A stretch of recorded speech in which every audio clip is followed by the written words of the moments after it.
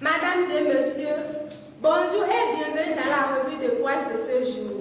On démarre tout de suite avec le quotidien Tata Info, culture, tradition et valorisation des produits du terre noir. Nati Tengu s'apprête à vivre au rythme de la fête identitaire de l'Ignam avec Yacine Nata à lire en page 2. Le quotidien d'Abarou.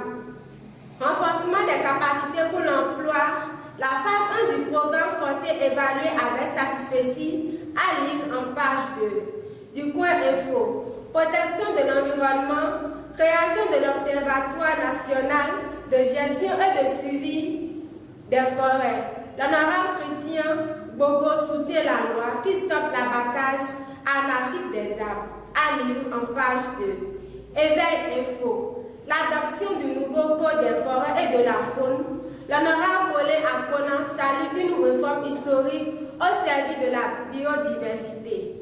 Info matin. Belle entente pour les départs du Bénin. Un test de 24 heures couronné de succès.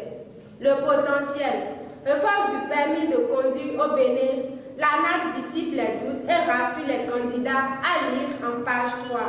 L'emblème du jour. L'Assemblée nationale.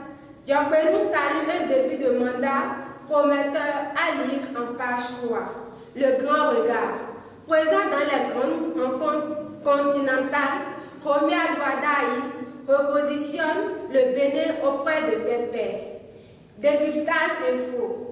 5e édition de la conférence de prière et de miracles, une mobilisation d'envergure de la MEF internationale dans le Zou et les collines. À lire en page 4. On revient au quotidien Tata Info. En deuxième une, Forum africain de l'eau. Romy Adouadaï est arrivé à N'Djamena à lire en page 4. En troisième une, environnement, protection des ressources, code des forêts. Le plaidoyer de l'honorable Faridatou Zakari Traoré Yakoubou pour un Bénin plus vert à lire en page 3. C'était la revue de presse Tata Média Bénin TV à Parakou. Merci de nous suivre sur nos canaux digitaux W3 tatainfo.bj.